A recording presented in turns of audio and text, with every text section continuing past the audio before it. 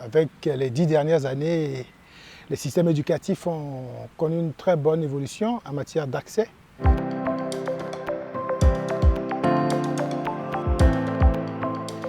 Il y a de plus en plus d'enfants qui entrent à l'école, et ce qui était recherché. Mais le gros défi, c'est qu'on a encore beaucoup d'abandon. Il y a une déperdition assez forte.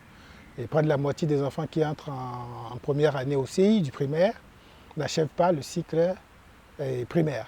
N'en parlons pas au niveau du baccalauréat, à peine 20% d'enfants entrés en CI arrivent au niveau de la terminale.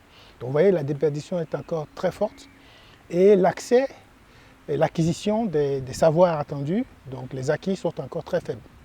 L'évaluation du PASSEC 2014 a montré que dans la plupart des pays, on a entre 40 et 60% des enfants qui finissent le cycle primaire qui n'ont pas les acquis attendus à la fin de ce cycle-là. Donc il faudra que les réformes à venir puissent mettre l'accent sur les acquis et sur la prise en charge des sortants du système scolaire. Alors pour cela, moi, il me semble que l'un des éléments essentiels pour la qualité, c'est la qualité de la formation des enseignants. Donc de nombreuses études aussi réalisées selon les pays ont montré que beaucoup d'enseignants du primaire ont à peu près le même niveau scolaire que celui de leurs enfants, de leurs élèves, de leurs écoliers. Donc je pense qu'il faut revoir aussi bien la formation initiale que la formation continue, de façon à aller vers des formations plus professionnelles. Aujourd'hui, les formations qui existent ont tendance à reproduire un modèle de l'enseignant détenteur du savoir qui le transmet aux élèves, alors qu'aujourd'hui, il faut aller vers des enseignants réflexifs qui sont capables, face aux situations fluctuantes, d'innover et de produire des solutions nouvelles. Donc l'utilisation du numérique, par exemple, peut constituer un élément essentiel pour dématérialiser un peu les contenus et permettre de faire une formation continue à distance. Il y a déjà des expériences avec l'IFEF qu'il faudra renforcer, mais aussi améliorer les contenus de ces formations-là. Donc le deuxième défi, c'est bien entendu la prise en charge des nombreux enfants qui quittent l'école avant d'avoir fini le cycle. Et nous savons qu'il y a à peu près, dans le cas du Bénin par exemple, que je connais très bien, il y a près de 30% des enfants de 7 à 19 ans qui ne sont pas à l'école et 20% d'entre eux ne sont jamais entrés à l'école. Alors, est-ce que ces enfants sont exclus de l'éducation? Je pense que non. Il faudra mettre en place un dispositif qui fonctionne pour leur permettre soit de rattraper le retard qu'ils ont accumulé, n'étant pas entrés à l'école à l'âge scolaire, soit quand même de les prendre en charge pour les amener à acquérir l'essentiel des compétences sociales, professionnelles, nécessaires à leur insertion dans la vie de tous les jours, mais aussi à leur insertion professionnelle.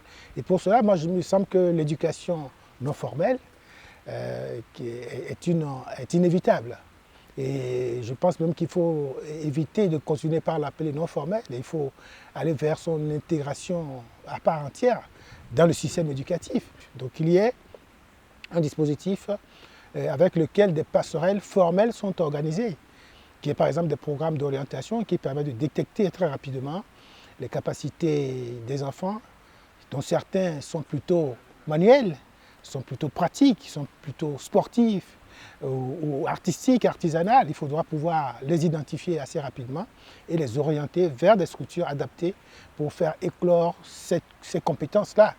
Ça permet d'avoir un socle commun de compétences pour tous les enfants, avec certains qui auront un bagage plus important sur les savoirs intellectuels et qui vont pouvoir continuer leur scolarisation dans le système scolaire, l'enseignement secondaire général, aller vers les universités et vers les métiers modernes de l'administration, de la médecine, de la santé et autres, et d'autres qui seront plutôt dans l'enseignement technique parce qu'ils ont un bagage technique assez important, mais qu'ils ont aussi des aptitudes intellectuelles pour aller vers les écoles d'ingénieurs, Vous savez, 2% seulement des étudiants font des écoles d'ingénieurs dans les pays, alors que c'est des secteurs vraiment porteurs. Donc il faudra orienter également plus d'étudiants vers ce secteur. Et enfin, ceux qui sont vraiment dans le monde du travail, de la pratique, qu'ils puissent continuer par se former, par le travail, et grâce à la validation des acquis de l'expérience, leur permettre de faire des passerelles pour obtenir les certifications qu'il faut pour leurs compétences.